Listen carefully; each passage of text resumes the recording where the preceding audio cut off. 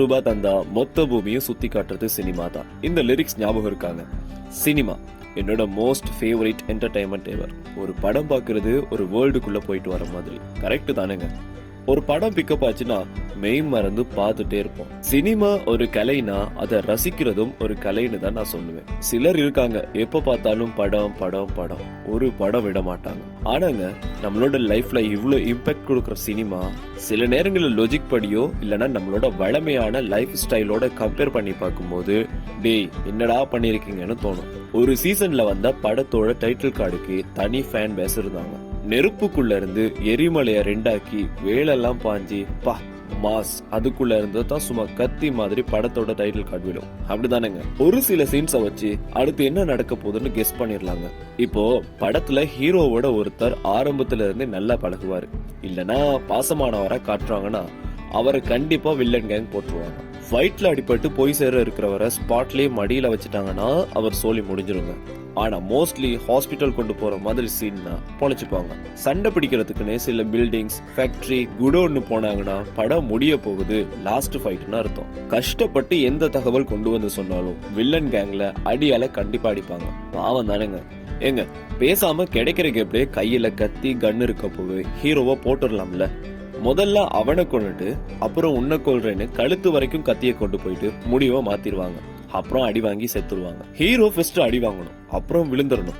திடீர்னு கண்ணை திறந்து நாடி நரம்பெல்லாம் ஃபயர் ஆன பிறகு திருப்பி அடிக்கிறதெல்லாம் முன்ன அப்படி ஒரு வைபுங்க.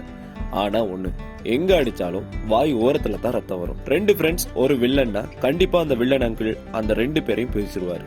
இதுவே ஒருத்தர் ரீசன் இல்லாம ஆரம்பத்திலேயே மர்டர் பண்ண ஆரம்பிச்சா கண்டிப்பா பிளாஷ்பேக் தான் படம். ஹீரோயினுக்கு ஒரு இன்ட்ரோசிங் ஸ்லோ மோஷன்ல பூவை கூட மிதிக்காத மாதிரி காட்டுவாங்க. அவ்வளோ சொஃப்ட்னு சொல்ல வராங்களாம். எல்லாம் சரிங்க, நம்ம வீட்டுக்குள்ள நம்மள செருப்போட விடுவாங்களா சொல்லுங்க? ஆனா இவனுங்க சப்பாத்தோட கட்டிலே இருப்பாங்க, அப்படியே போய் படுத்துருவாங்க. அப்புறம் ஏதாவது கிரிமினல் கேஸ், ஊரு சண்டை, கலவரம், இப்படி எது வந்தாலும் அதுக்கு பின்னாடி ஒரு அரசியல்வாதிய கண்டிப்பா வச்சிருப்பாங்க. பாவங்க அவங்க முக்காவாசி படங்கள்ல இப்படிதான் காட்டுறாங்க. இப்போ எல்லாம் போலீஸ்காரங்களை கெட்டவங்களா காட்டுறது அதிகமா போயிருச்சுல்ல. ஆனா அதுலயும் ஒரு ஏட்டையா இருப்பாரு அப்பாவியா. அவரு கொஞ்சம் ஓகே தான்ல. 40 ரவுடி முன்னாடி கூலா நின்னு ஹீரோயினை சைட் அடிச்சுட்டே ஃபைட் பண்றதெல்லாம் என்னன்னு சொல்றது? என்ன கேட்டா டோன்ட் ட்ரை திஸ் அட் ஹோம்னு சொல்லுவேன். மனநலம் பாதிக்கப்பட்டவன் இல்லனா ஒரு பழக்கத்துக்கு அடிமையானவனை வச்சு சைக்கோ படம்.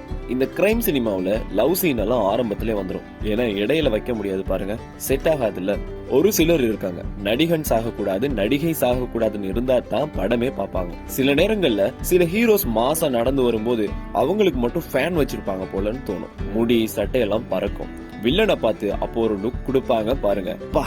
ஹீரோ கிட்ட அடி வாங்கி வில்லனும்னே பக்கத்துல பழக்கூட, காய்கறி, கண்ணாடின்னு அடிக்க வச்சிருப்பாங்க. அப்புறம் அந்த கண்ணாடி உடைஞ்சா ஹீரோவோட பல ரிஃப்ளெக்ஷன். அப்படியே ஹீரோ ரவுடிகளுக்கு பயந்து ஓடிட்டே இருப்பாரு. திடீர்னு யாரும் இல்லாத தெருவுல திரும்பி நின்று கெத்து காட்டுவாரு. ஏன்னா வன்முறைகளை கண்டு குழந்தைகள் பயந்துடக்கூடாது என்பதற்காகவா? அப்புறம் இந்த வில்லன் கோஷ்டி ஜிப்சிக்குள்ள உட்கார்ந்தே வரமாட்டானுங்க. ஜன்னல்ல தொங்கிட்டு 4-5 கட்டைய வச்சுட்டு கத்திட்டே வருவாங்க. இந்த சீனை நான் பார்க்காத படமே இல்லைங்க. முன்னெல்லாம் ஒரு சின்ன வெள்ளை வேன்ல தான் கடத்தல் எல்லாம் நடக்கும். அப்படி ஒரு டிபிக்கலான ஸ்டைல் இருந்துச்சுல்ல. ஒரு படத்துல ஹீரோவோட என்ட்ரிக்கு ஒரு சாங், கொஞ்சம் மோட்டிவேஷன் பிளஸ் அவரோட கேரக்டரையும் சொல்ற மாதிரி அதுலயே சொல்லிடுவாங்க. அப்புறம் ஹீரோயினுக்கு ஒரு சாங், 2 பேரும் மீட் பண்றப்போ ஒரு சாங், லவ் பண்றப்போ ஒரு சாங், வில்லனை அழிக்கிற அவதாரத்துல ஒரு சாங், அந்த பிரஷர்ல கிளப் போற ஒரு சாங், அவ்வளவுதாங்க. ஆனா இப்ப வர படங்கள்ல சாங்ஸ் கம்மி தான்ல. சம்பந்தம் இல்லாத டயலாக் நிறைய வரும், ஆனா கண்டுக்கப்படாது. ஹீரோக்கு ஹீரோயின் மோட்டிவேஷன், அதுதாங்க படத்துக்கு டர்னிங் பாயிண்ட். ஒரு அப்பாவிங்களை ரவுடி மிரட்டுறது நம்ம தமிழ் சினிமால ஒரு யூனிக்கான சீனா இருக்கும். அப்படிதானுங்க? சம்பந்தமே இல்லாம உன்னோட பசங்க நல்லா படிக்கிறாங்களா, உன்னோட பொண்ணுக்கு ஆபரேஷன் ஆமே, இப்படி சொல்லிதான் பணம் கேட்பாங்க. இந்த மாதிரி எக்கச்சக்கமா சொல்லிட்டே போலாம்ல. நம்ம வளமையா வேற வேற படத்துல பார்த்தது கெஸ் பண்ணக்கூடியதுன்னு திரும்ப திரும்ப வரும்போது கொஞ்சம் ஏமாற்றமா தாங்க இருக்கு. எது எப்படினாலும் கொஞ்சம் வித்தியாசமான ஸ்டோரி அண்ட் ஸ்கிரீன் பிளேல தரமான படங்கள் வந்துட்டு தான் இருக்குல்ல.